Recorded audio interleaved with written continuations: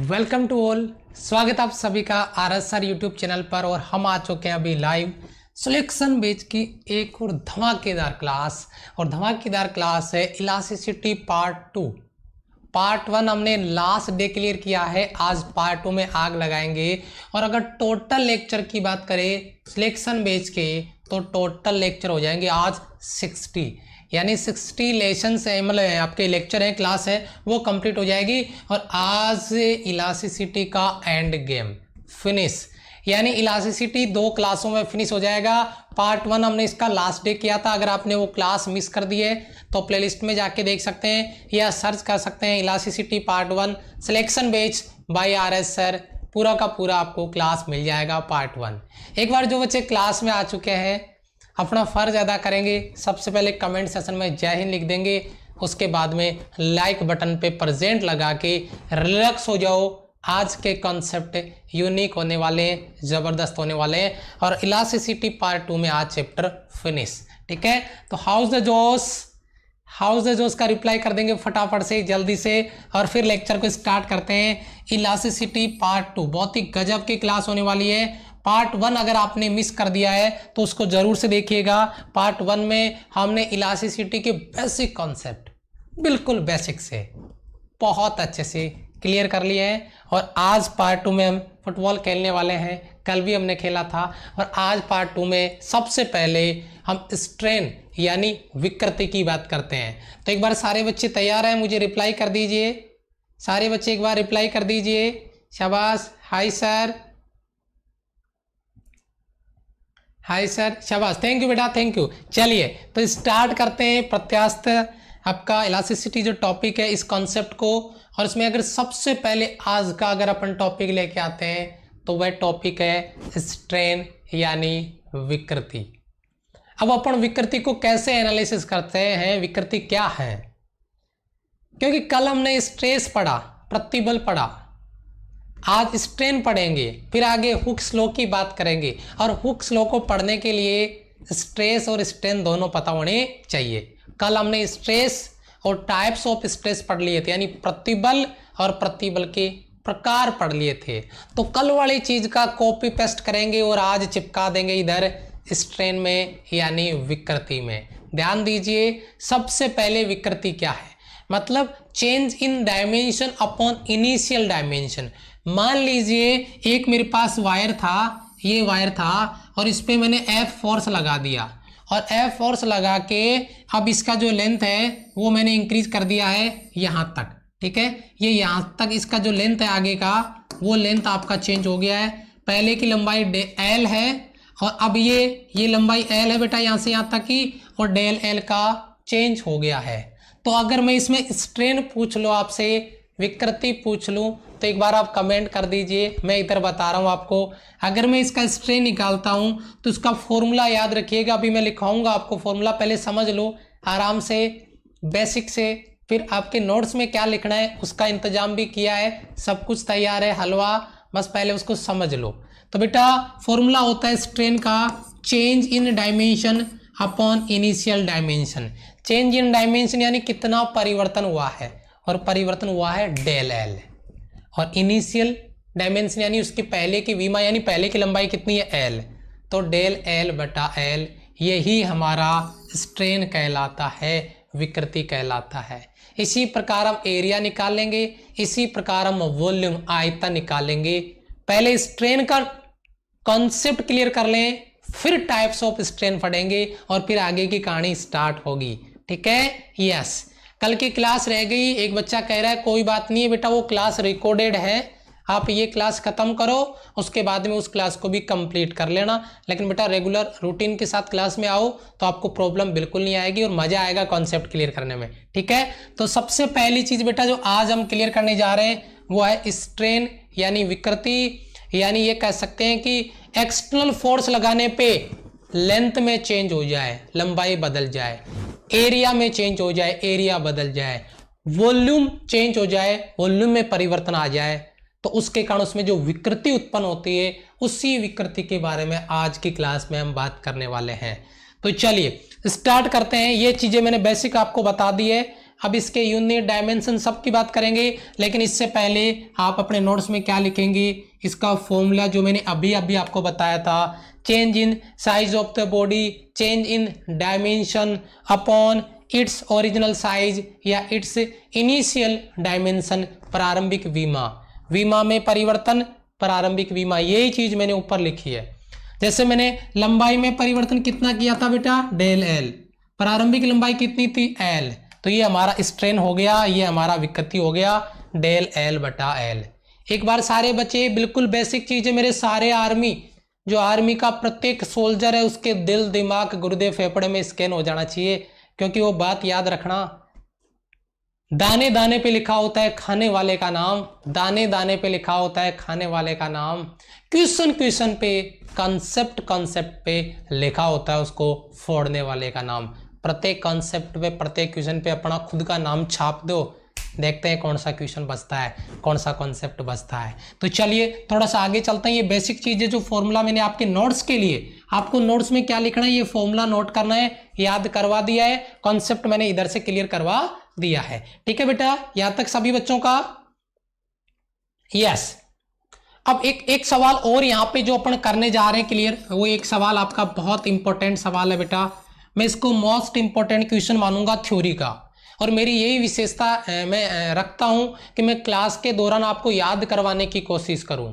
मैंने आपको स्ट्रेन बताया, विकृति बताई, ये विकृति क्यों आई, क्योंकि हमने उस पर एक्सटर्नल फोर्स लगा दिया, हमने बाह्य बल लगा के उसकी लेंथ चेंज कर दी, स्ट्रेन आ गया, हमने एरिया चेंज कर दिया, स्ट्रेन आ गया, हमने वॉल्यूम चेंज कर दिया, स्ट्रेन आ गया, यानी विकृति आ गया।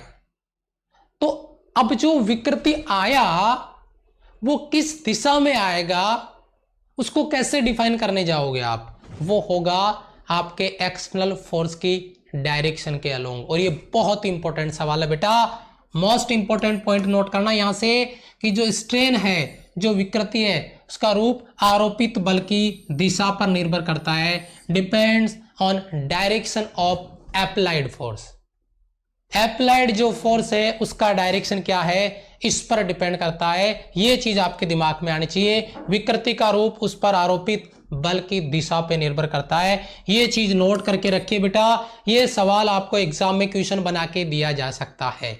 और एक बार मेरी आर्मी 500 कंप्लीट हो चुकी है, क्लास में आ चुके हैं फुल जोश के साथ, जहीन लिख दें क्योंकि हम उसी के लिए जीते हैं। और वही चीज जो जिद है, जो जिद है वर्दी लेने की, उस जिद की बात हम यहाँ पे कर रहे हैं, और वो लेके रहनी है हमारे को। ठीक है, यस। तो देखिए थोड़ा सा आगे बढ़ता हूं, यहाँ पे एक बहुत अहम बिंदु जिस पे मैं बात करने जा रहा हूं, वो बिंदु क्या है समझिए। विकृति 3 प्रकार की होती है, कितने प्रकार की होती है, 3 प्रकार की। अगर अपन बात करें टाइप्स ऑफ स्ट्रेन की, तो टाइप्स ऑफ स्ट्रेन आपके सामने है, कॉन्सेप्ट आपके सामने है, जिस पे अपन डिस्कशन करने जा रहे हैं, समझ में आ रहा है। तो उसमें विकृति 3 प्रकार की, जैसे कल हमने स्ट्रेस पढ़ा था, कल हमने प्रतिबल पढ़ा था, उसी टाइप्स पे अपन आज स्ट्रेन पढ़ने वाले हैं, विकृति पढ़ने वाले हैं। छोटे छोटे सवाल बनेंगे, लेकिन उनको क्लास के दौरान लर्न करना है, याद करना है, क्लियर करना है।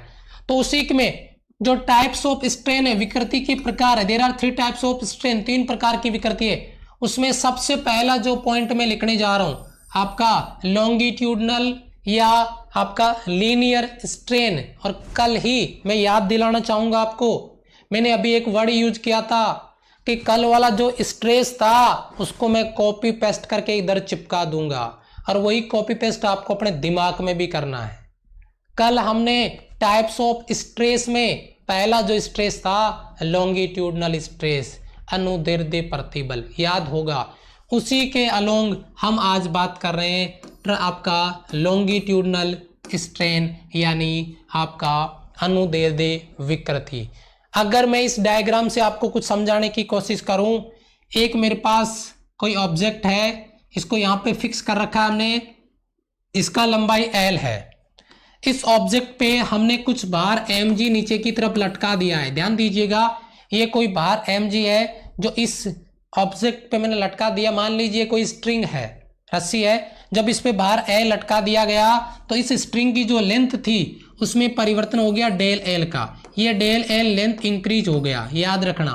यहाँ से यहाँ तक की लंबाई इसकी बेटा L है, और ये आगे क्या हो गया आपका डेल एल हो गया, जिसको अपने आगे कंटिन्यू कर दिया है। ये डेल एल इसकी लंबाई में वृद्धि हो गई है, परिवर्तन हो गया है। अब आप मुझे ये बताओ, अगर मैं इसकी लेंथ में इंक्रीमेंट, जो फोर्स लग रहा है mg, भाई mg भार है यार, भार फोर्स ही तो है जो डाउनवर्ड डायरेक्शन में लग रहा है। इस mg अगर ये ब्लॉक इधर लटकाते नहीं, ये पिंड अगर इस पे लटकाते नहीं, मतलब इस पे एक्सटर्नल फोर्स नहीं लगाते, तो क्या ये स्ट्रेन आता? क्या इसकी लेंथ में इंक्रीमेंट होता? कभी नहीं। तो मैं फिर बता देता हूं, स्ट्रेन क्रिएट करने के लिए अनुदैर्ध्य विकृति या विकृति स्ट्रेन उत्पन्न करने के लिए एक्सटर्नल फोर्स जरूरी है। आपने देखा जैसे ही हमने कोई ऑब्जेक्ट mg लटकाया, इस पे इसकी लेंथ में इंक्रीमेंट हो गया, डेल एल इसकी लंबाई आ गई, ये लंबाई में परिवर्तन आपका डेल एल यहां पर दिया गया है। ये कॉन्सेप्ट आपका आ रहा है, एल इसकी लंबाई है, डेल एल इसका लेंथ में इंक्रीमेंट हो गया, यहां पे ध्यान दीजिए इस बात पे, ठीक है। तो अब अगर मैं यहां पे बात करता हूं, अगर मैं इसको डायमेंशन में कन्वर्ट करता हूं, तो देखिए किस प्रकार से वस्तु की लंबाई में परिवर्तन, change in dimension del L, initial dimension या इनिशियल लेंथ एल, तो डेल एल बटा एल जो इसकी लेंथ में इंक्रीमेंट है, फोर्स की डायरेक्शन में हो रहा है। फिर से बात दोहरा देता हूं, एक्सटर्नल फोर्स की दिशा में स्ट्रेन यानी विकृति में परिवर्तन आ रहा है नीचे की तरफ, तो ये आपने डेल एल बटा एल, ये जो स्ट्रेन आया है इसमें, ये जो विकृति आई है, यही विकृति है आपका लॉन्गिट्यूडनल स्ट्रेन यानी अनुदैर्ध्य विकृति। प्रत्येक बच्चा एक बार इसको क्लियर कर देगा, ठीक है बेटा? यस। देखो बेटा, अपने वजन की वजह से अगर उसकी लंबाई में वृद्धि होती है तो आप उसको स्ट्रेन कह सकते हैं। भाई पहले इसकी लंबाई इतनी थी, हमने इसको लटका के रखा है, तो इतनी देर बाद में इसमें लेंथ में खुद के वजन की वजह से इतना लेंथ हो गया, इंक्रीमेंट हो गया, तो भी वहां पे स्ट्रेन क्रिएट हो जाएगा। खुद का वजन भी काउंट हो सकता है, वो कोई प्रॉब्लम नहीं है, वो डिपेंड करता है उसकी कंडीशन पे, ठीक है। तो मेरे हिसाब से किसी बच्चे का कोई डाउट यहां पे नहीं बचेगा। डेफिनेशन दिया है, केवल डेफिनेशन और कुछ भी नहीं है स्ट्रेन का, ठीक है। अब सवाल ये आ रहा होगा कि सर आपने डेफिनेशन तो हमें क्लियर करवा दिया, लेकिन आपने इसका यूनिट नहीं बताया हमारे को। तो यूनिट में साइड में लिख देता हूं एक बार, क्योंकि बेटा आपको भी जो फॉर्मूला दिया गया था स्ट्रेन का, वो था मान लीजिए डेल एल बटा एल। तो भैया ये तो क्या है, मीटर, डेल एल चेंज बटा लंबाई मीटर में, मीटर बटा मीटर, तो ये तो क्या हो गया, यूनिट लेस हो गया, मात्रकहीन हो गया, यानी यूनिट लेस हो गया, यानी कोई मात्रक इसका नहीं होता। याद रखिएगा बेटा, मात्रकहीन होता है, कोई मात्रक नहीं होता। अगर आप इसकी डायमेंशन की बात करोगे तो ये डायमेंशन लेस होता है, ठीक है। अगर इसकी डायमेंशन की बात करें तो ये डायमेंशन लेस होता है, इसकी कोई बीमा नहीं होती, ये बात याद रखिएगा। मैंने अलग से लिख के बता दिया है क्योंकि पीछे ये लिखा हुआ नहीं था। यूनिट लेस और डायमेंशन लेस मेरे सोल्जर लिख चुके हैं कमेंट सेशन में। इसी तरीके से बेटा एक एजुकेटर के साथ जुड़ के रहो बोले तो कनेक्टेड रहो क्लास में। आप समझ रहे होंगे, जो समझाया जा रहा है वो आपको 100% क्लियर होगा, ठीक है। तो चलिए अब अपने ये पॉइंट क्लियर कर लिया। यहाँ पे लॉन्गिट्यूडनल स्ट्रेन हो गया। लॉन्गिट्यूडनल स्ट्रेन के बाद मैंने एक चीज यहाँ पे नोटिस किया है, ये वाली चीज जिसको जरा नोट करके मैंने डाला है, जिसको मैंने नोट करके डाला है उसको समझिए क्या लिखा है, जरा ध्यान दीजिए, नोट करिए। इसमें एक सवाल है आपका, ये राइट और रॉन्ग स्टेटमेंट, अभी एनडीए में भी क्वेश्चन बने इसके, आपका एयरफोर्स के एग्जाम में भी क्वेश्चन बनेंगे और डायरेक्ट क्वेश्चन बनेगा आपका। क्या, देखिए जो आपका लॉन्गिट्यूडनल स्ट्रेन है, अनुदैर्ध्य विकृति है, वो ओनली फॉर ओनली सॉलिड में वैलिड है। ये नोट कर लो बेटा, ईमानदारी के साथ में नोट कर लो इस बात को। Longitudinal strain only for only केवल सॉलिड के लिए वैलिड है। एक बार सभी बच्चों से कहूंगा, दिल पे हाथ रख के कहो, अगर आपने क्लास को शेयर नहीं किया है, एक बार सभी बच्चों से रिक्वेस्ट है, एक बार अपने ग्रुप में, जो भी आपके ग्रुप जिन्होंने ज्वाइन कर रखा है उन ग्रुप में एक बार क्लास को शेयर कर दें। क्लास के बीच में बोल रहा हूं, मुझे लगा कि आपने खुद कर दिया होगा, शायद कोई कंजूसी रही है। एक बार सारे बच्चे 10 सेकंड आपको लगेंगे ज़्यादा से ज़्यादा। एक बार लिंक शेयर कर दीजिए अपने ग्रुप में और बच्चों को बुला लीजिए फटाफट से। और ये सवाल नोट कर लीजिए बेटा, बहुत इंपॉर्टेंट सवाल है। लॉन्गिट्यूडनल स्ट्रेन केवल और केवल सॉलिड में होती है, ठोस में होती है। और ठोस आपके सामने है जो आपने इस वायर में देखा। ये कंडीशन केवल सॉलिड के लिए वैलिड है, ना लिक्विड के लिए और ना ही गैस के लिए। तो ये नोट पॉइंट आप नोट करके रखिए, बहुत इंपॉर्टेंट सवाल है। Longitudinal strain is possible only and only in solids, केवल ठोस में पाई जाएगी, ये बात नोट करके रखना। टाइप्स ऑफ स्ट्रेन में दूसरा स्ट्रेन में आपको क्लियर करवाने वाला हूं और वह है बेटा वॉल्यूम स्ट्रेन, आयतन विकृति। कल हमने वॉल्यूम स्ट्रेस देखा था, एक फुटबॉल दिखाई थी मैंने और उस पर बहुत सारे बल लगा के उसको कंप्रेस किया गया था और उसके वॉल्यूम में कमी आ गई थी, डेल वी। तो जो स्ट्रेस वाला कॉन्सेप्ट है मैं फिर बता रहा हूं, मैं उसको कॉपी करूंगा और इधर पेस्ट कर दूंगा, तो उसको समझने की कोशिश करिए मैं क्या बताने की बात कर रहा हूं। एक आपके पास एक क्यूब है, एक घन है और इसको कंप्रेस कर दिया गया और एक अंदर नया घन बना दिया गया। ये बेटा एक्सटर्नल फोर्स है जो इस पे लगाए जा रहे हैं, पहली बात नोट करना। दूसरी बात, एक कोई स्फीयर है, कोई गोला है, इस पे भी एक्सटर्नल फोर्स लगाए जा रहे हैं, देख रहे होंगे आप। और इन्होंने कंप्रेस करके इस स्फीयर को इतना छोटा कर दिया है। इसका वॉल्यूम पहले V था और इस वॉल्यूम में जो चेंज हो गया वो डेल V हो गया। यानी जो नया वॉल्यूम आ रहा है इसका वॉल्यूम V डैश, वो आपका V और माइनस आपका डेल V हो जाएगा। इतना, लेकिन इतना ज्यादा डेप्थ में जाने की जरूरत नहीं है। आप इतना ध्यान रखें कि पहले वॉल्यूम कितना था V, कमी कितनी आई डेल V। तो बस हमें वॉल्यूम स्ट्रेन बनाना है, हमें आयतन विकृति बनाना है और उसी आयतन विकृति की बात कर रहे हैं, वॉल्यूम स्ट्रेस की बात कर रहे हैं। फॉर्मूला याद है, चेंज इन डायमेंशन, परिवर्तन, वॉल्यूम में चेंज कितना डेल वी अपॉन में इनिशियल डायमेंशन, प्रारंभिक आयतन, इनिशियल वॉल्यूम। तो बिल्कुल क्लियर है बेटा, चेंज इन वॉल्यूम आपका डेल वी, इनिशियल वैल्यू आपका वॉल्यूम वी, यहाँ पे शायद यहाँ पे प्रारंभिक वस्तु की लंबाई, वस्तु के आयतन में परिवर्तन, ये चीज है बेटा। वस्तु की प्रारंभिक लंबाई नहीं है, इट्स ओरिजिनल वॉल्यूम या इट्स ओरिजिनल आपका या इनिशियल वॉल्यूम। ये टाइपिंग मिस्टेक है, इसको हटा देते हैं। यहाँ पे वॉल्यूम कर लेना, आयतन कर लेना, ठीक है। यहाँ पे प्रारंभिक आयतन आ जाएगा, ये थोड़ा टाइपिंग मिस्टेक हो गया। नीचे तो सही है बेटा, वॉल्यूम लिखा हुआ है। तो डेल वी बटा वी, डेल वी बटा वी, नया कुछ नहीं, डायमेंशन लेस, यूनिट लेस। पीछे वाले का भी लॉन्गिट्यूडनल स्ट्रेन, अनुदैर्ध्य विकृति का कोई मात्रक नहीं, कोई विमा नहीं, इसका भी कोई मात्रक नहीं, कोई विमा नहीं, बस ये वॉल्यूम स्ट्रेन है। इसमें वॉल्यूम में चेंज हो रहा है और उसमें लेंथ में चेंज हो रहा था। क्लियर है बेटा? 600 स्टूडेंट, बहुत बढ़िया, शाबाश, बहुत बढ़िया, शाबाश बेटा। 600 स्टूडेंट क्रॉस हो गए। Thank you so much, love you all. बहुत अच्छा आपका प्यार और सपोर्ट और आपकी मेहनत एक दिन रंग लेके आएगी।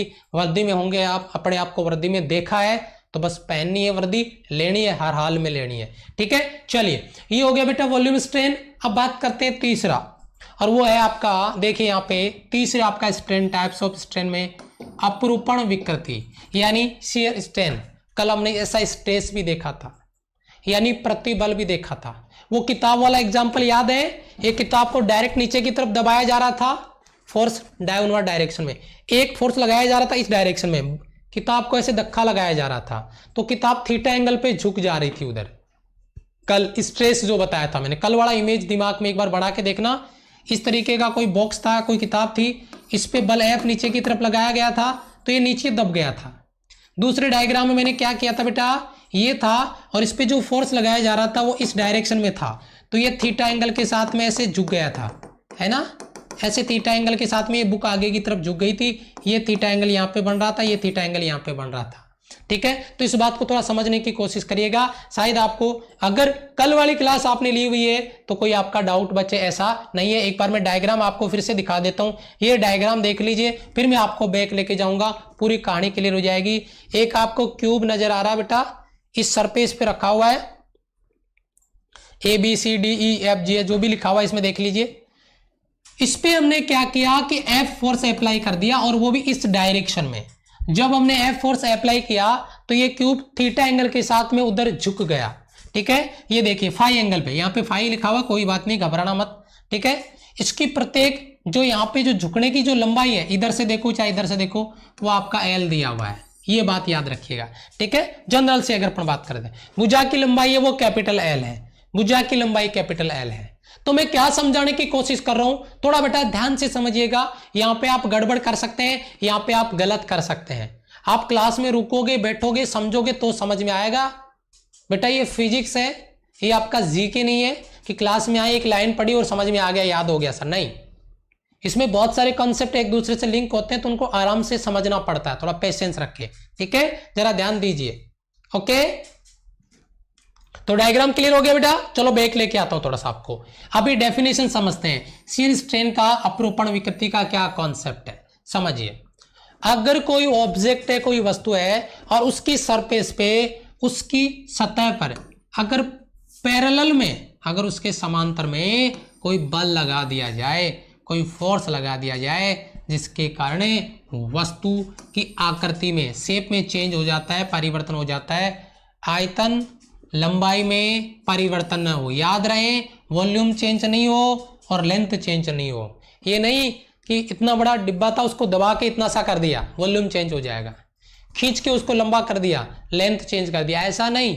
ना वॉल्यूम चेंज होना चाहिए, ना उसका लेंथ चेंज होना चाहिए। वो थीटा एंगल पे झुक गया, लंबाई चेंज नहीं, वॉल्यूम चेंज नहीं, याद रखना बेटा, ये चीज बहुत इंपॉर्टेंट है, ठीक है। तो इस प्रकार का जो स्ट्रेन है, इसी को शियर स्ट्रेन यानी अपरूपण विकृति कहते हैं, या अपरूपण विकृति कहलाता है। एक बार इसका डायग्राम देखिए। इस डायग्राम में जब इसको बल लगा के उधर की तरफ थोड़ा झुका दिया गया, तो क्या इसका लेंथ चेंज हो जाएगा? नहीं।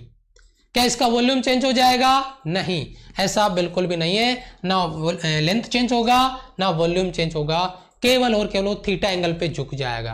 तो इस प्रकार का जो स्ट्रेन है, इस प्रकार का जो विकृति है, इसी को शियर स्ट्रेन यानी अपरूपण विकृति कहते हैं।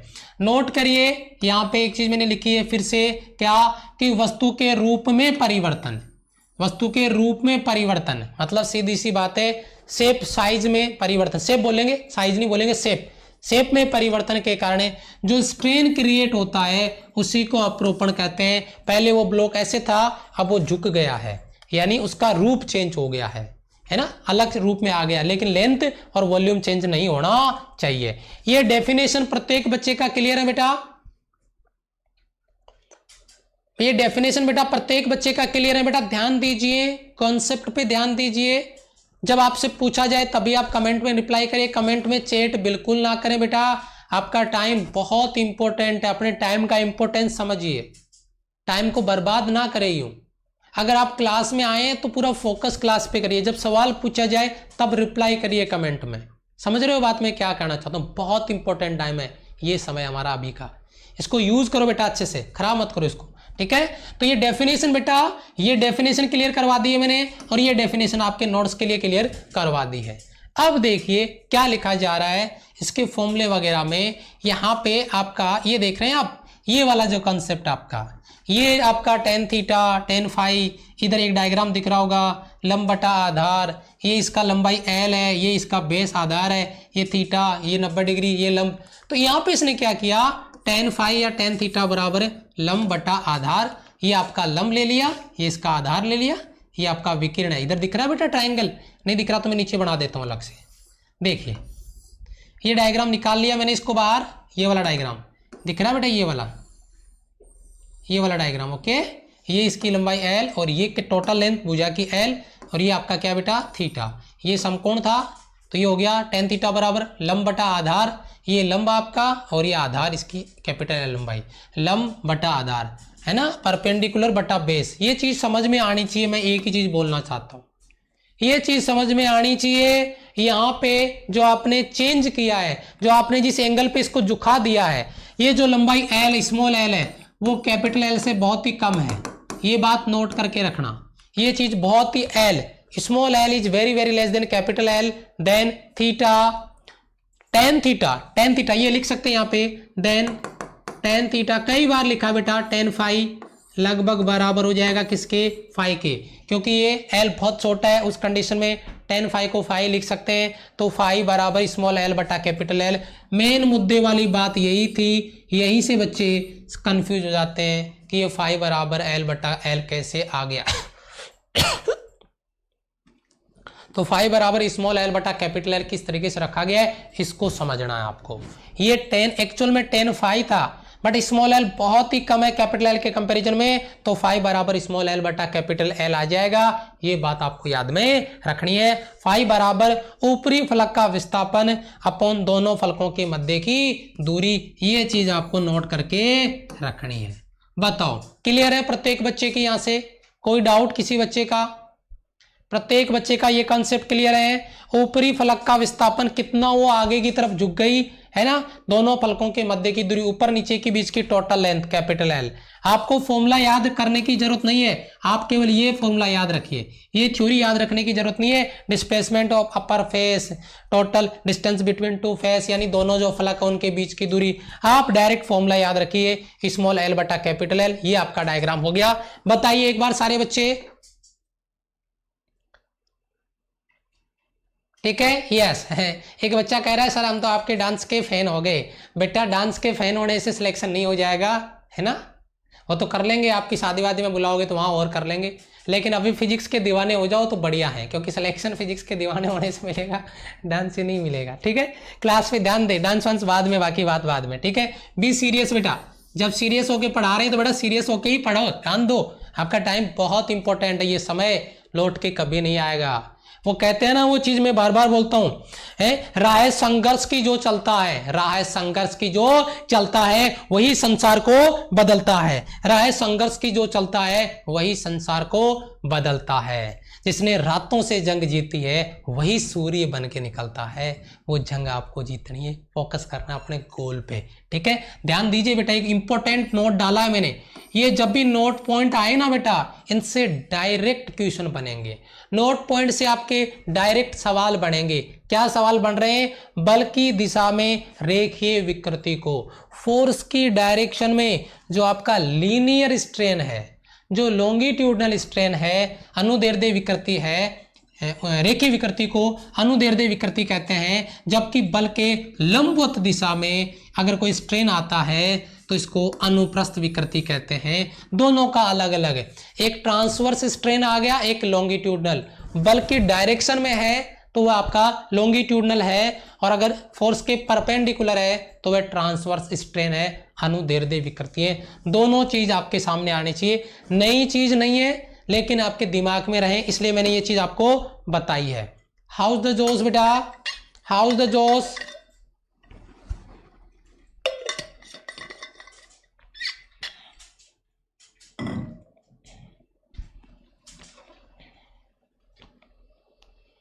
ठीक है बेटा, चलो आगे आ जाओ अगले पॉइंट पे।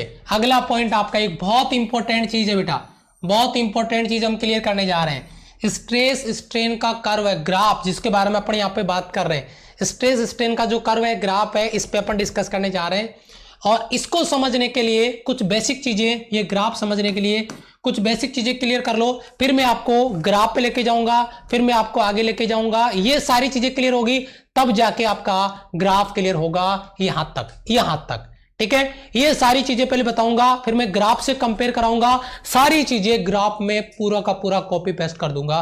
बस एक बार सबसे पहले आपका जो स्ट्रेस स्ट्रेन का जो कर्व है, जो ग्राफ है, उसमें क्या क्या पॉइंट है उनको क्लियर करो, उनसे बनने वाले जो सवाल है उनको क्लियर करो। जरा ध्यान दीजिए बेटा मेरी बात पे। सबसे पहला पॉइंट है इस ग्राफ को समझने के लिए, वो है हमारा प्रोपोर्शन लिमिट, यानी समानुपातिक सीमा। बेटा हर एक चीज की एक लिमिट होती है, हर एक चीज की लिमिट होती है। अपनी जिंदगी लाइफ एंजॉय करें एक लिमिट में, लिमिट से बाहर चले गए आप अपना लक्ष्य खो दोगे। हर एक चीज की लिमिट होती है, मजाक करने की भी एक सीमा होती है। मैं कह रहा हूं जैसे आपके पास मान लीजिए कोई रबर है, उस रबर को खींचना है तो एक निश्चित लिमिट तक आप उसको खींच सकते हैं। आप किसी रिलेशन में, किसी रिश्ते में है तो उस रिश्ते को एक निश्चित सीमा तक खींचा जा सकता है, ज्यादा खींचोगे वो रिश्ता टूट जाएगा। रबर को एक निश्चित लिमिट तक खींच सकते हैं, वो उसकी एक लिमिट है, प्रोपोर्शन लिमिट है। वो श्लोक की बात करूंगा मैं अभी आगे, थोड़ा सब्र रखो, सारा एंड गेम है आज, इसका फिनिश कर देंगे। यानी एक निश्चित सीमा तक इसको खींचेंगे, उससे ज्यादा अगर खींच लिया तो वो रिश्ता टूट जाएगा, वो रबर टूट जाएगा। लिमिट से बाहर चले गए तो उसी सीमा की बात हम यहाँ पे कर रहे हैं। क्या समानुपातिक जो सीमा है, प्रोपोर्शन जो लिमिट है, वो क्या है कि वह सीमा जिसमें हुक का नियम मान्य होता है, लागू होता है, प्रतिबल विकृति के स्ट्रेस स्ट्रेन के डायरेक्ट प्रोपोर्शनली होता है, समानुपाती होता है, समानुपाती सीमा कहलाती है। इसका डिटेल स्टडी जब मैं आगे हुक्स लॉ की बात करूंगा तब बताऊंगा। एक बार इतना समझ लो कि जितना प्रतिबल वहां पे लगाया जा रहा है उतनी उसमें विकृति उत्पन्न होती है। प्रतिबल विकृति के समानुपाती होता है उस लिमिट में। अगर लिमिट से बाहर चले गए तो वह ग्राफ टूट जाएगा, मतलब ग्राफ खराब हो जाएगा, ग्राफ गलत हो जाएगा और वो वापस उस पहले वाली कंडीशन में नहीं आएगा। मैं ये चीज ग्राफ में आपको क्लियर करके बताऊंगा। यहाँ पे देखिए मैंने लिखा हुआ है प्रोपोर्शन लिमिट, यानी दिख रहा होगा बेटा आपको, यही है वो समानुपातिक सीमा। ये जो ग्राफ है वो स्ट्रेस का है और ये जो ग्राफ है स्ट्रेन का है।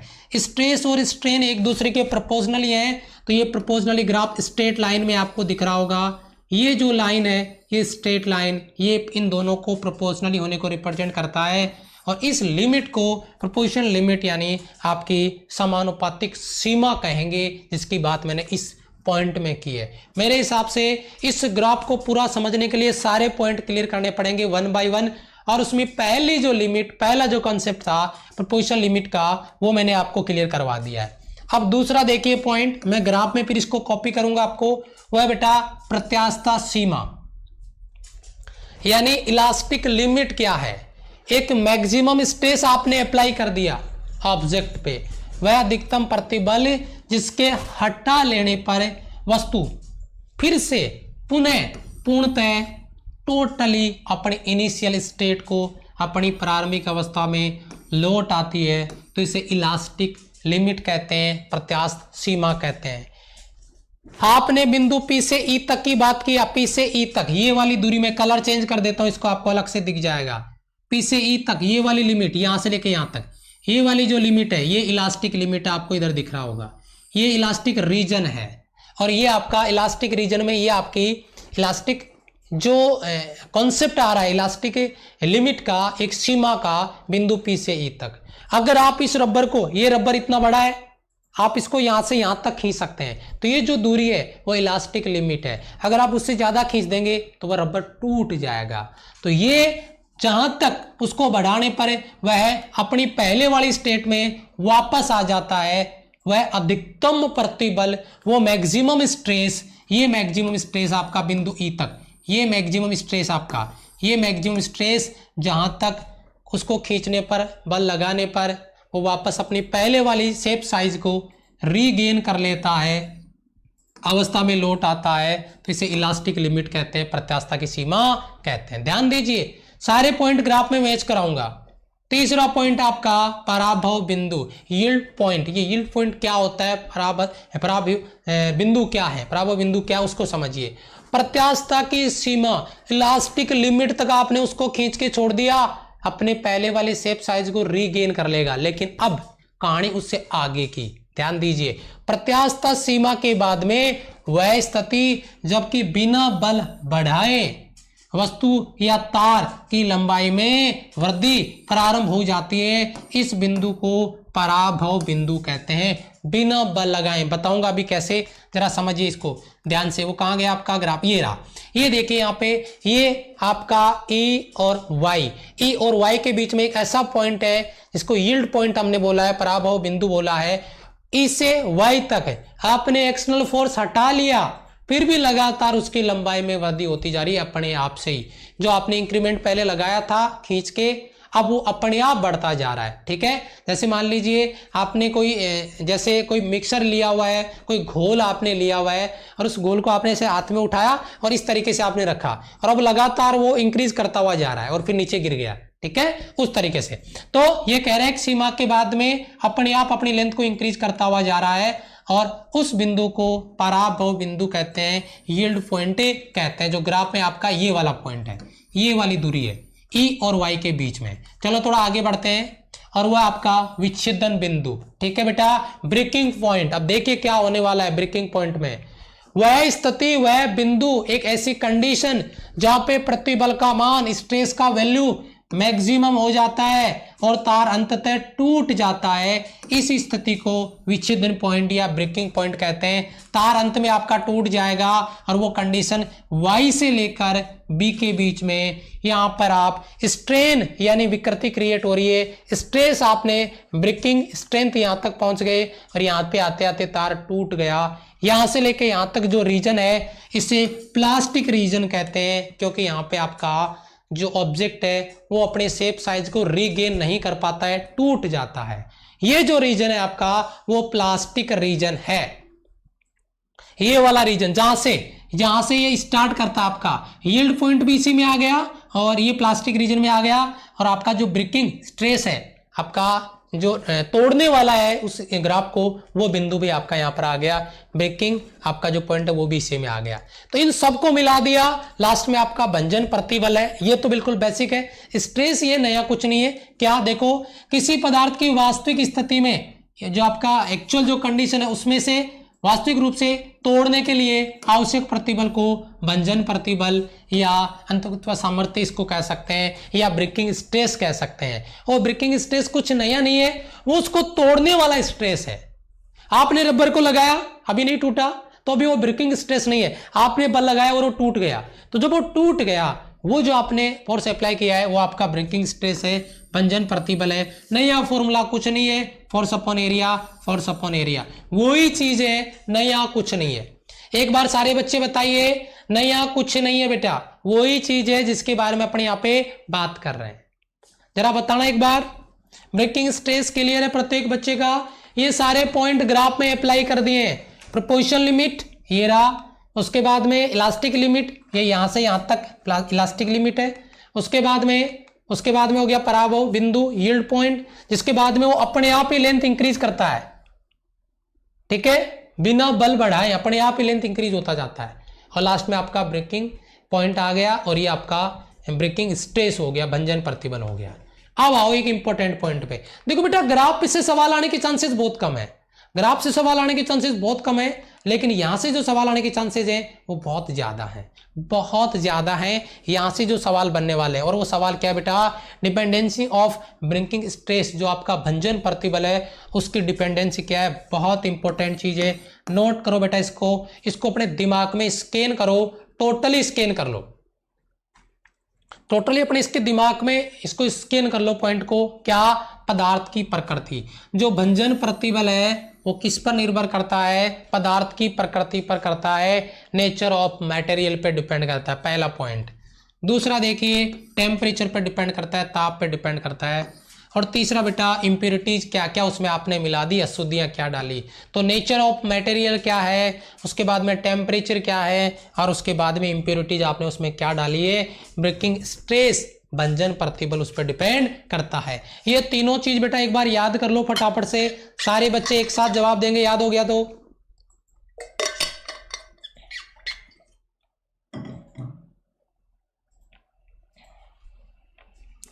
अगर याद हो गया सारे बच्चे एक साथ जवाब देंगे बेटा, ठीक है? यस, हाँ, इसको याद हो जाना चाहिए। ब्रेकिंग स्ट्रेस की डिपेंडेंसी, पदार्थ की प्रकृति, टेम्परेचर, और लास्ट में लिखा हुआ इंप्योरिटीज, अशुद्धियां क्या क्या उसमें मिलाई है। थोड़ा सा आगे चलते हैं और वो देखिए, और जिसपे आपका ब्रेकिंग स्ट्रेस डिपेंडेंसी नहीं है, डिपेंड नहीं करता है, इंडिपेंडेंट ऑफ ब्रेकिंग स्ट्रेस, जो भंजन प्रतिबल है, जो इंडिपेंडेंट है, डज नॉट डिपेंड्स ऑन, जिस पे डिपेंड नहीं करता है। ये भी बहुत तगड़ा सवाल बनता है। जिन पे डिपेंड करता है, nature of substance, temperature, impurity, तीनों याद हो गया। तो अब जिन पे डिपेंड नहीं करता, नोट कर लो बात को। स्ट्रेस, जो आपका ब्रेकिंग स्ट्रेस है, does not depends on cross sectional area. Cross sectional area पे बच्चे फॉर्मूला लिखते हैं, फोर्स अपॉन एरिया, और इस पे डिपेंडेंसी बता देते हैं। नहीं बेटा, एरिया पे डिपेंड नहीं करता है। Does not depends on applied force, बच्चे इस पे डिपेंड करवा देते हैं, नहीं करता यार। फॉर्मूला रट लोगे, लेकिन भाई जो आपका ब्रेकिंग स्ट्रेस है वो ना तो फोर्स पे डिपेंड करता है और ना ही आपका एरिया पे डिपेंड करता है। ये सवाल बहुत अहम होता है, क्योंकि यहाँ पे बच्चे बहुत ज्यादा गलत करते हैं, बहुत ज्यादा गलत कर देते हैं बच्चे यहाँ से। ठीक है बेटा? Yes sir, cross sectional area और फोर्स पे डिपेंड नहीं करता। ये सवाल बहुत अहम होने वाला है। ठीक है? यस। आगे चले बेटा, एक बार रिप्लाई कर दीजिए, यहां तक क्लियर है? क्लियर है बेटा यहां तक? शाबाश। चलो आगे देखिए बेटा, तार पर लगाया जा सकने वाला अधिकतम भार निर्भर करता है। अब एक चीज और बेटा, कोई वायर है, इस पे हमने एक ऑब्जेक्ट नीचे की ओर लटका दिया, ये ऑब्जेक्ट है, तो इस ऑब्जेक्ट का जो भार mg है वो किस पे डिपेंड करता है? किसी भी वायर पे, किसी भी तार पे जो भार हम लटका रहे हैं, अधिकतम भार, वो किस पे डिपेंड करता है, किस पर निर्भर करता है? उस भार की डिपेंडेंसी देखिए, नंबर 1 क्रॉस सेक्शनल एरिया पे और मोटाई पे। बेटा ये चीज आप मुझे बताना, एक सवाल किया क्या आपने? तार की मोटाई दुगनी कर दी जाए तो उस पे लटकाए जा सकने वाले भार की वैल्यू उसी अनुपात में बढ़ जाएगी या घट जाएगी। ये याद रखना, ये जो भार हम इस पे लटका रहे हैं ये इसकी मोटाई पर भी डिपेंड करता है। देखो क्या क्या लिखा है, नंबर 1 क्रॉस सेक्शनल एरिया, दूसरा नेचर ऑफ सब्सटेंस या मटेरियल, तीसरा टेम्परेचर, और चौथा उसमें इंप्योरिटी आपने क्या क्या डाली है। ये बेटा बहुत अहम सवाल है, तीनों के तीनों सवाल बहुत ही इंपॉर्टेंट होने वाले हैं, तीनों के तीनों सवाल बहुत ही इंपॉर्टेंट होने वाले हैं। ये चीज दिमाग में आनी चाहिए जिसके रिगार्डिंग अपन बात कर रहे हैं। बताइए क्लियर है बेटा? क्या आ रहा है यहाँ पे? क्रॉस सेक्शनल एरिया पे आपका नेचर ऑफ मटेरियल और टेम्परेचर और इंप्योरिटी, ये जो भार हम इस पिंड पे लटका रहे हैं उस पे डिपेंडेंसी की बात हो रही है, उस पे निर्भरता की बातें हो रही है। बहुत इंपॉर्टेंट सवाल बनने वाला है, ठीक है, बहुत इंपॉर्टेंट सवाल बनने वाला है। बात कर रहे हैं एक बहुत इंपॉर्टेंट सवाल पे, हुक्स लॉ, जो मैं अभी अभी आपको क्लियर करवा चुका हूं। स्ट्रेस डायरेक्ट प्रोपोर्शनली होता है स्ट्रेन के, प्रतिबल समानुपाती क्या है? विकृति है। ये चीज आपको पता होगा, मुझे ज्यादा इस पे टाइम वेस्ट करने की जरूरत नहीं है, पीछे बता चुका हूं, वही चीज आपको अप्लाई करनी है। यही चीज मैंने पीछे बताई थी, ज्यादा टाइम नहीं है इसलिए थोड़ा सा मुझे फास्ट चलना पड़ेगा। Stress direct proportionally strain, proportional sign हटाया, एक कांस्टेंट रखा गया है प्रतिबल बटा विकृति, और यहाँ पे जो कांस्टेंट रखा गया है ये आपका देख सकते हो आप यहाँ पे इलास्टिक कांस्टेंट या मॉडुलस ऑफ इलास्टिसिटी, यंग प्रत्यास्थता गुणांक जो भी है कांस्टेंट है ई, इसकी बात हम आगे करेंगे। ऊपर लिखा हुआ है इलास्टिक लिमिट में स्ट्रेस डायरेक्ट प्रोपोर्शनली होता है स्ट्रेन के, प्रोपोर्शनली साइन हटाया ई रखा, तो stress upon strain equal to E, ये आपका मॉडुलस ऑफ इलास्टिसिटी। एक बार इस स्लाइड के लिए सारे बच्चे एग्री कर देंगे, प्रत्येक बच्चे का क्लियर है बेटा? प्रत्येक बच्चे का क्लियर है पॉइंट यहां से? ठीक है, यस, बहुत अच्छे, शाबाश। एक बच्चा कमेंट कर रहा है सर नींद आ रही है। बेटा आज अगर चैन से सो भी लिया ना, पूरी जिंदगी भर नींद नहीं आएगी, जब धक्के लगेंगे ना बेरोजगारी के तब देखना, वो फिर वो म्यूजिक, मेरा चैन मेरा नींद सब कुछ लौटा दे। कोई नहीं लौटाएगा बेटा, नींद नहीं आएगी, जिंदगी भर नींद नहीं आएगी, आज अगर सो लेगा तो अच्छी बात है, ठीक है, यस। नोट पॉइंट देखिए क्या है, नोट पॉइंट आपका ध्यान दीजिए, ई यानी जो, फिर बता रहा हूं, जो आपका मॉडुलस ऑफ इलास्टिसिटी है, प्रत्यास्थता गुणांक है ई, उसका मान वस्तु के पदार्थ पर निर्भर करता है। किस पर डिपेंड करता है? वस्तु के पदार्थ पे, ध्यान दीजिए, डिपेंड्स ऑन मटेरियल, जो पदार्थ आपने लिया उस पर डिपेंड करता है। ध्यान दीजिए, फिर बता रहा हूं, किस पे डिपेंड नहीं करता? स्ट्रेस पे और स्ट्रेन पे। स्ट्रेस और स्ट्रेन की जो वैल्यू है उन पे डिपेंड नहीं करेगा, वो डिपेंड करेगा उस पदार्थ पे। Depends on the types of material, nature of material पे डिपेंड करेगा, स्ट्रेस और स्ट्रेन पे डिपेंड नहीं करेगा। मोस्ट इंपॉर्टेंट ये नोट पॉइंट आपका, राइट और रॉन्ग स्टेटमेंट वाले जब सवाल बढ़ेंगे ना थ्योरी में, सोचते रहोगे सर, अगर समझ रहे हो तो जवाब मिल जाएगा। केवल और केवल मटेरियल पे डिपेंड करता है, इस पे डिपेंड नहीं करता, इस पे डिपेंड नहीं करता, ये चीज आपको पता होनी चाहिए, ठीक है। ये बात नोट करिए फटाफट से। क्लियर है बेटा? क्लियर है सभी का? ओके, बहुत बढ़िया, शाबाश शाबाश, बहुत अच्छे बेटा। चलो, प्रत्यास्थता गुणांकों के प्रकार, यहां पे types of modulus of elasticity पूछे जा रहे हैं। प्रत्यास्थता गुणांक कितने प्रकार के होंगे, इनका सवाल आ रहा है। प्रत्यास्थता गुणांक में सबसे पहला यंग मॉडुलस आपका y, वॉल्यूम मॉडुलस आपका आ गया, बल्क मॉडुलस ऑफ इलास्टिसिटी, और लास्ट में मॉडुलस ऑफ रिजिडिटी ईटा। ईटा आ गया के या बी, कुछ में के बुक्स में कुछ में बी लिखा हुआ, कोई दिक्कत नहीं है। और यंग मॉडुलस को वाई से लिखते हैं। ये तीनों चीज types of modulus of elasticity, यहाँ पे पहला यंग, दूसरा आपका बल्क मॉडुलस और तीसरा मॉडुलस ऑफ रिजिडिटी। थोड़ा सा फटाफट आ जाइए। सबसे पहले यंग मॉडुलस की बात कर लेते हैं। अरे भाई यंग मॉडुलस क्या है, सॉलिड के लिए आ रहा है, तो उसमें क्या होगा, लॉन्गिट्यूडनल स्ट्रेस जो केवल सॉलिड में होता है, बताया था मैंने, स्ट्रेन विकृति है ना, और अनुदैर्ध्य विकृति, यानी लॉन्गिट्यूडनल स्ट्रेस और लॉन्गिट्यूडनल स्ट्रेन का अनुपात, बस खत्म बात। जो उनका रेशियो है वही आपका यंग मॉडुलस या मॉडुलस ऑफ आपका, जिसको कह सकते हैं यंग प्रत्यास्थता गुणांक, यंग मॉडुलस के रूप में डिफाइन करते हैं। जनरली इसको वाई से रिप्रेजेंट करते हैं, longitudinal stress upon longitudinal strain.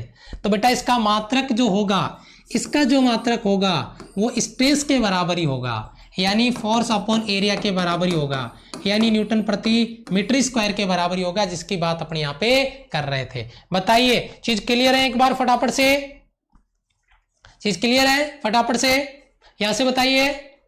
Okay clear है, चलो देखिए। उसके बाद में टेम्परेचर का इफेक्ट, इसको वहां लगा दो और नीचे ऑफिस रूम में ऑन करके चालू करके रख दो 12 साढ़े 12 बजे, लेकिन आपकी क्लास स्टार्ट हो जाएगी ना 12 बजे भी, इसलिए तो वहां जाओ और लगा दो। अच्छा टेम्परेचर देखिए बेटा, टेम्परेचर का इफेक्ट देखिए। टेम्परेचर का इफेक्ट क्या है, टेम्परेचर इफेक्ट की बात कर लेते हैं, जो कि बहुत अहम है, बहुत ही इंपॉर्टेंट है। सबसे पहली चीज, टेम्परेचर बढ़ाएंगे तो यंग मॉडुलस डिक्रीज करेगा। सुपर मोस्ट सवाल, टेम्परेचर का इफेक्ट बहुत रिपीट होता है। 741 लाइक्स, बहुत अच्छे यार, बहुत बढ़िया, शाबाश, थैंक यू सो मच। ध्यान दीजिए बेटा, टेम्परेचर इंक्रीज करेंगे आपका यंग मॉडुलस डिक्रीज करेगा। क्यों करेगा, क्योंकि जो उसके इंटर मॉलिक्यूलर जो फोर्स हैं वो टेम्परेचर इंक्रीज करने पे खुद डिक्रीज हो जाते हैं, वो खुद कमजोर पड़ जाते हैं, और इस वजह से उसका y का वैल्यू डिक्रीज कर जाएगा, घट जाएगा, कम हो जाएगा। ये सुपर मोस्ट क्वेश्चन बेटा बहुत इंपॉर्टेंट सवाल है, नोट कर लेना, बहुत रिपीट होता है। यंग प्रत्यास्थता गुणांक, यंग मॉडुलस पे टेम्परेचर इफेक्ट, ठीक है, शाबाश। उसके बाद में देखिए वह है ताप। जब टेम्परेचर इंक्रीज करेंगे तो भाई प्रत्यास्थता का गुण है, यानी इलास्टिसिटी की जो प्रॉपर्टी है वो हमेशा क्या करती है, टेम्परेचर बढ़ाने पे इलास्टिसिटी की जो प्रॉपर्टी है, प्रत्यास्थता का जो गुण है वो कम होता है। अर्थात मतलब सीधा सा यह है कि जो मॉडुलस आपका, जो आपका यंग मॉडुलस है, यंग प्रत्यास्थता गुणांक है, वो भी मतलब मॉडुलस ऑफ इलास्टिसिटी कोई भी हो वो डिक्रीज करेगा, घटेगा। कोई भी प्रत्यास्थता नियतांक हो, कांस्टेंट हो, वो डिक्रीज करेगा। ये दूसरी चीज यहाँ पे लिखी देखो, सुगठता, जिसे अपन कहते हैं, कह सकते हैं कि प्लास्टिसिटी, यानी ऐसे कह सकते हैं कि प्लास्टिक की जो प्रॉपर्टी है वो ताप के साथ साथ बढ़ती जाती है। प्लास्टिक का मतलब ताप बढ़ाने में टूट जाना, विरोध करने की क्षमता कम हो जाना, ठीक है। वैसे तो ये जो प्रॉपर्टी है वो टेम्परेचर के साथ बढ़ती है, और इलास्टिसिटी की जो प्रॉपर्टी है वो घटती जाती है। दोनों चीज मैंने यहाँ पे नोट कर दी हैं एक ही पैराग्राफ के रूप में, इनको अपने दिमाग में स्कैन करते जाना। टेम्परेचर बहुत ही इंपॉर्टेंट है, ठीक है। यस, अनुदैर्ध्य का मतलब, अजी एक भाई साहब अभी क्लास में ऐसे भी हैं जिनको अभी लॉन्गिट्यूडनल और स्ट्रेस भी नहीं पता, मतलब लॉन्गिट्यूडनल क्या होता है, ट्रांसवर्स क्या होता है, ये नहीं पता बेटा। पीछे साउंड वाले टॉपिक पढ़ा दिए मैंने, लॉन्गिट्यूडनल और स्ट्रेस, जो आपका ट्रांसवर्स है, इनको बहुत डिटेल से डिस्कस किया हुआ है। जो टॉपिक जिसके रिलेटेड अपन ये चीज़ें डिस्कस करेंगे तो बढ़िया रहेगा।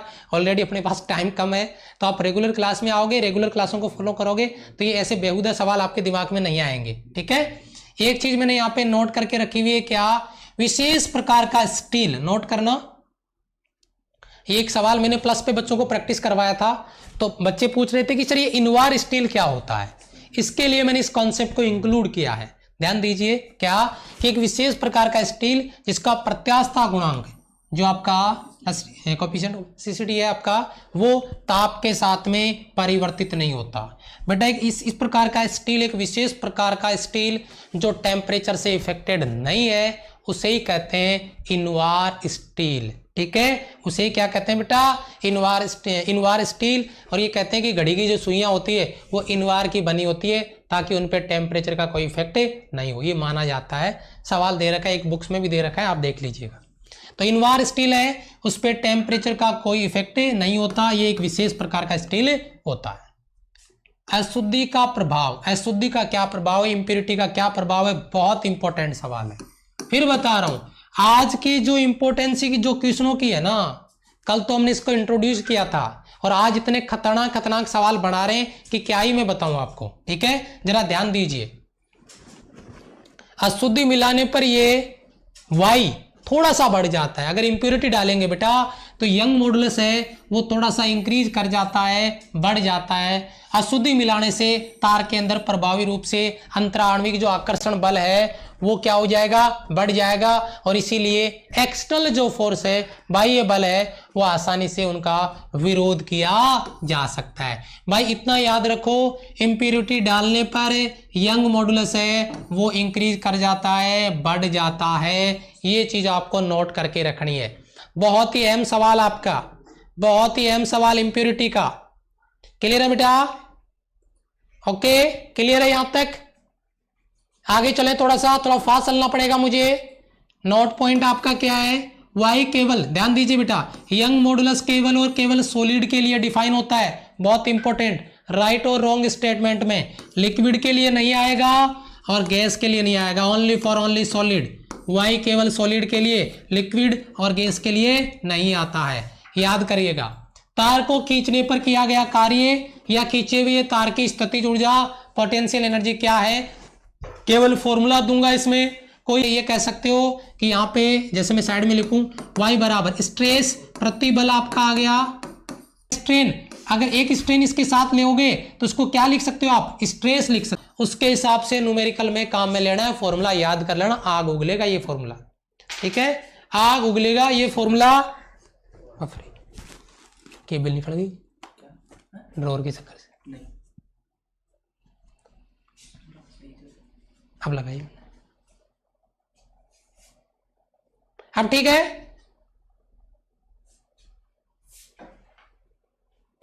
अब ठीक है, अब देखिए एक बार, अब ठीक है बेटा, क्लियर है? हाँ, कुछ इश्यू आ गया था। अब ठीक है, ठीक है। हाँ, अब देखिए इसमें बेटा ये फॉर्मूला जनरल याद रखना है डायरेक्ट आपको। इसको मैंने y और स्ट्रेन विकृति को मल्टीप्लाई करके क्या कर दिया, स्ट्रेस कर दिया है, जो यहाँ पे लिख दिया है। ये इस फॉर्मूले से बढ़ाया मैंने, यहाँ पे लिखा है। उसके बाद में अगर आप इस स्ट्रेन को, अगर इस विकृति को इधर ले आते हो तो प्रतिबल स्ट्रेस अपॉन y, देखिए बेटा स्ट्रेस अपॉन y का स्क्वायर, और एक y से एक y कट जाएगा तो 1/2 स्ट्रेस का square upon y into volume, 1/2 stress का square upon y into volume. पहला फॉर्मूला, दूसरा फॉर्मूला, तीसरा फॉर्मूला, जैसे जरूरत पड़े वैसे बना लेना। एक फॉर्मूला याद कर लो, उसका मेकअप करना आपको आना चाहिए। एक बार रफ वर्क कर लेना, याद हो जाएगा बेटा, रफ वर्क कर लेना, याद हो जाएगा इस फॉर्मूले का।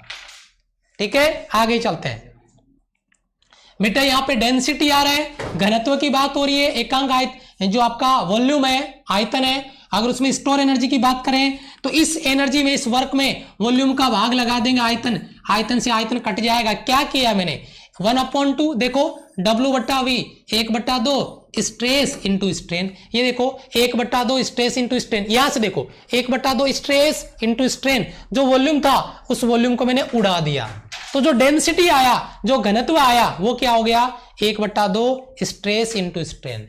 ये डेंसिटी है, ये घनत्व है, जिसकी आयतन प्रत्यास्थता गुणांक है, आयतन प्रतिबल बटा आयतन विकृति है, दोनों का रेशियो, दोनों का अनुपात दिया है। नया कुछ नहीं है, इसकी जरूरत आपको नहीं पड़ेगी, इसकी जरूरत आपको नहीं पड़ेगी न्यूमेरिकल में, केवल फॉर्मूला देख लो इसका, volume stress upon volume strain, आयतन प्रतिबल बटा आयतन विकृति। और आदर्श गैस के लिए आयतन प्रत्यास्थता गुणांक 2 प्रकार का होगा, एक आपका आइसोथर्मल बल्क मॉडुलस और एक आपका आइडियाबेटिक बल्क मॉडुलस। इनको डेप्थ में जाने की जरूरत नहीं है, इनको डेप्थ में लेके जाने की जरूरत नहीं है। इनका कोई सवाल ना अब तक पूछा गया है और ना उम्मीद है, दिया हुआ था मैंने लिख दिया है। ये टाइप्स ऑफ मॉडुलस में दिया गया आपको, बल्क मॉडुलस में। के का मान ध्यान दीजिए, के का मान सॉलिड के लिए ज्यादा है और गैसों के लिए न्यूनतम होता है, कम होता है, लेकिन सॉलिड के लिए ज्यादा होगा, गैस के लिए कम होगा। ठीक है, उसके बाद में लास्ट में आपका अपरोपण गुणांक, दृढ़ता गुणांक ईटा, ये देखिए आपका अपरोपण प्रतिबल, shearing stress upon shearing strain, अपरोपण प्रतिबल बटा अपरोपण विकृति, ये अनुपात आपको यहाँ पर दिया गया है। इसकी भी जरूरत आपको नहीं पड़ेगी न्यूमेरिकल में, केवल फॉर्मूला देख लो इनका, ये केवल और केवल फॉर्मेलिटी है, यहाँ से इनकी जरूरत आपको नहीं पड़ेगी। स्पर्शीय अपरूपण कोण फाई को हमेशा रेडियन में लिया जाएगा, ये जो आपका कॉन्सेप्ट है, ये फाई यहाँ पर दिया हुआ है, ये रेडियन में आएगा। ठीक है, और पॉइसंस रेशियो है, अनुपात है, फॉर्मूला दिया हुआ है अनुप्रस्थ बीटा बटा अल्फा, तो इस पर भी ज्यादा कुछ आपको नहीं करना। महत्वपूर्ण बिंदु दिए हैं, ये पॉइंट एक बार देख लो, आप पढ़ लेना। पीछे के इंपॉर्टेंट क्वेश्चनों को बढ़ा के नोट किया है, मैं 1 बाय 1 आगे कर देता हूं, इनको देख लीजिएगा, एक बार पढ़ लेना। ये इंपॉर्टेंट जो पॉइंट्स हैं, ये कोई टॉपिक नहीं है, ये इंपॉर्टेंट कुछ पॉइंट मैंने नोट किए हैं, ये कुछ इंपॉर्टेंट पॉइंट मैंने नोट किए हैं, जो आपको वीडियो को पॉज करके बाद में आके देख लीजिएगा इनको। ठीक है, ये मैंने नोट किए हुए कुछ इंपॉर्टेंट पॉइंट है, ये फॉर्मूला भी याद करवाया था, वही फॉर्मूला है। ठीक है बेटा, ओके, इसको थोड़ा सा रोक के आप याद कर लीजिएगा। ये पीछे मैंने जो लास्ट में जो स्पेशल पॉइंट दिए ना आपको, ये स्पेशल पॉइंट ये रोक के याद कर लीजिएगा, थोड़ा टाइम कम बच रहा है क्लास में। ठीक है बेटा, thank you so much, love you all, bye bye, जय हिंद। अगर क्लास में पहली बार आए हो तो सब्सक्राइब कर लेना, बेल आइकन प्रेस कर लेना, और इसके जस्ट बाद में मैथ्स की क्लास है धुआंधार, और नया टॉपिक स्टार्ट होने वाला है। ठीक है, बिल्कुल बेसिक से आपका नया टॉपिक स्टार्ट होने वाला है, 0 लेवल से, और टॉपिक जबरदस्त है। नोटिफिकेशन आपको टेलीग्राम पे मिल गया होगा, और सबसे इंपॉर्टेंट चीज है मैथ से 1000 क्वेश्चन सीरीज 1:30 बजे आज, भूलना मत, उसमें आना, आग लगेगी। ठीक है, bye bye, thank you so much.